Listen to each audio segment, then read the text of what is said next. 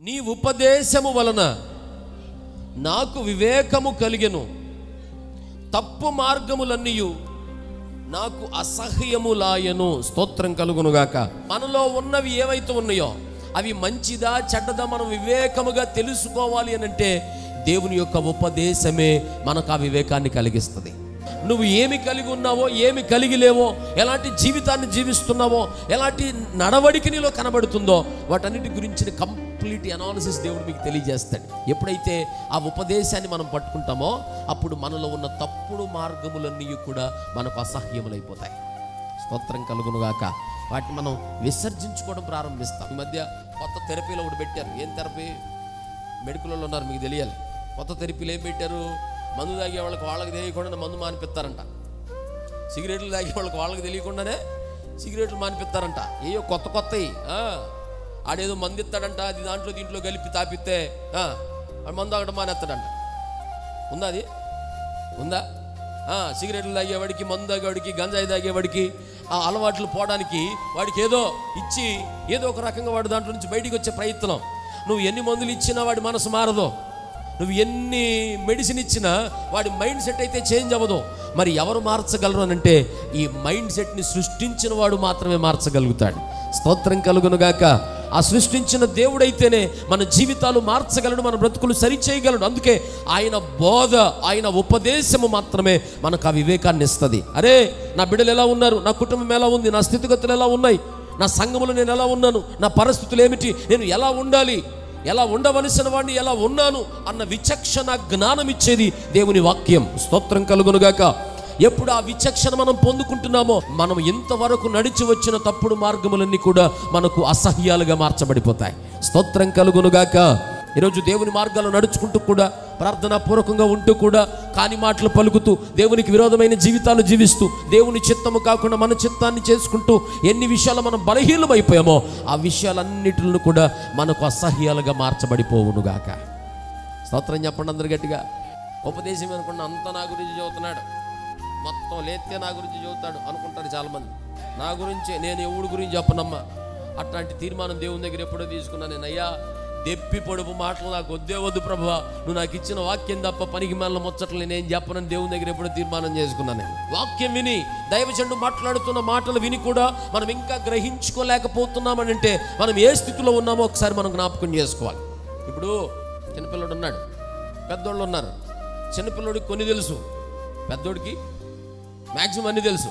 ఇప్పుడు చిన్నపిల్లడు అన్నీ చేయాలంటే వాడు చేయలేడు, పెద్దోడు అన్నీ చేయాలంటే చేయగలుగుతాడు. ఈరోజు దేవుని వాక్యం మాట్లాడుతున్నప్పుడు నీ గురించి దేవుడు ఏం మాట్లాడుతున్నా నువ్వు తెలుసుకునే బిడ్డగా ఉండాలి కదా.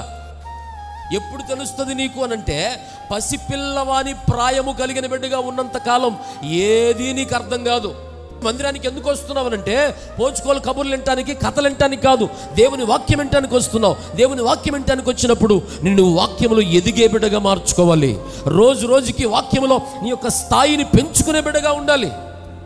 ఎప్పుడు కథలు చెబుతాడా, ఎప్పుడు పనికి మళ్ళీ మోసలు చెబుతాడని చూడకూడదు. దేవుని వాక్యం నాతో ఏం మాట్లాడుతుంది, ఏ స్థాయిలోకి దేవుడు నన్ను తీసుకుని వెళుతున్నాడు, ఏ మాట ద్వారా నన్ను సరిచేస్తున్నాడు, హెచ్చరిస్తున్నాడు, ఆదరిస్తున్నాడు తెలుసుకోగలగాలి. ఎవడు తెలుసుకోగలుగుతాడు చెప్పనా? వయస్సు వచ్చిన వారే అభ్యాసము చేత మేలేదో కీడేదో తెలుసుకోగలుగుతారు. స్తోత్రం కలుగునుగాక. ఒక మాట మీరు చూడండి, 1 కొరింథీ పత్రిక 14:20. దుష్టత్వము విషయమై శిశువులుగా ఉండుడి, బుద్ధి విషయమై పెద్దవారలై ఉండుడి. స్తోత్రం కలుగునుగాక. 2 కొడుకులో తప్పిపోయినాడు ఉన్నాడా? వాడికి బుద్ధి ఎప్పుడు వచ్చింది? అన్ని కోల్పోయినాక బుద్ధి వచ్చింది వాడికి. అన్ని కోల్పోయినాక బుద్ధి తెచ్చుకుంటే నువ్వు పెద్ద వ్యక్తివి కాదు, చిన్న వ్యక్తివి అయిపోతావు. ఆధ్యాత్మికంగా కానీ శారీరకంగా కానీ చిన్న స్థితిలో ఉన్న వ్యక్తివే. ఆధ్యాత్మికంగా నువ్వు ఎదిగిన బిడ్డ ఎప్పుడవుతావు తెలుసా? ఏమీ కోల్పోకముందే బుద్ధి తెచ్చుకునేవాడు ఎదిగినవాడు. స్తోత్ర. నా మాట మీకు అర్థమవుతుందా? ఏమన్నా అర్థమవుతుందా? స్తోత్రం చెప్పండి గట్టిగా. ఏమీ కోల్పోకముందే బుద్ధి కలిగి నడుచుకునేవాడు నిజంగా పెద్దవానితో సమానం. దేవుడు చాలా చక్కగా చెప్పాడు, బుద్ధి విషయమై మీరు పసిపిల్లలుగా ఉండొద్దు. బుద్ధి విషయంలో ఎప్పటికప్పుడు నువ్వు ఎదిగే బిడ్డగా మార్చుకో. ఇదేనో వాక్యం అర్థం కాలేదు, పాస్టర్ గారు వాక్యం చెప్పాడు, మంచి విషయం చెప్పాడు, ఈరోజు వాక్యం నాకు అర్థం కాలేదు, ఏం చేయాలి చెప్పాలి? ఏం చేయాలి? ఇంటికి వెళ్ళి పేకల్లాగా తిని టీవీ పెట్టుకొని కూర్చొని కాళ్ళు బారు చాపుకొని గొరకలు పెట్టి నిద్రపోతే వాక్యం ఏం అర్థమైంది నీకు? అర్థం కాదు. వాక్యం ఎరిగిన బిడ్డలు, వాక్యం రాసుకున్న బిడ్డలు, వాక్యం చెప్పిన వాక్యాన్ని అర్థం చేసుకున్న బిడ్డలు సంఘంలో కొంతమంది ఉంటారు. వాళ్ళతో డిస్కస్ చేయి. ఈరోజు పాస్టర్ గారు ఏం మాట్లాడాడు, నాకు కొంచెం అర్థమయ్యేటట్టు చెప్పు, డిస్కస్ చేయి. ఈ వారం నువ్వు అర్థం చేసుకునే స్థితి ఉండదు, 2వ వారం కాస్త నేర్చుకుంటావు, 3వ వారం కాస్త నేర్చుకుంటావు, 4వ వారం ఇంకాస్త నేర్చుకుంటావు, 5వ వారానికి పాస్టర్ గారు చెప్తున్నాడు వాక్యం నీకు అర్థమైపోద్ది. స్తోత్రం కలుగునుగాక. బుద్ధి విషయమై పెద్దవారులుగా మార్చబడండి. ఎప్పుడు పసిపిల్లలుగా మీరు ఉండొద్దు. వాక్య విషయంలో పసిపిల్లలుగా ఉండొద్దు. ఎవరైతే వాక్యం విషయంలో, బుద్ధి విషయంలో పసిపిల్లలుగా ఉంటారో వాళ్ళ తైలములలో తప్పనిసరిగా చచ్చిన ఈగలు వచ్చి చేరతాయి. నీవు ప్రతిష్టాభిషేక తైలము, ప్రతిష్ట అభిషేక తైలముగా ఉన్న నీలో చచ్చిన ఈగలు రాకుండా ఉండాలి అనంటే బుద్ధి విషయంలో పెద్దలుగా మీరు మార్చబడుదురుగాక. గట్టిగా చెప్పండి హల్లెలూయా. బుద్ధి విషయంలో పెద్దలుగా మీరు మార్చబడండి. ఎప్పుడు పసిపిల్లలుగా ఉండొద్దు. దేవుని ఉపదేశం మీకేం చెప్తుందో అది నేర్చుకోండి. పాస్టర్ గారు ఏ వాక్యం బోధిస్తున్నాడో ఆ వాక్యాన్ని నేర్చుకునే ప్రయత్నం చేయండి.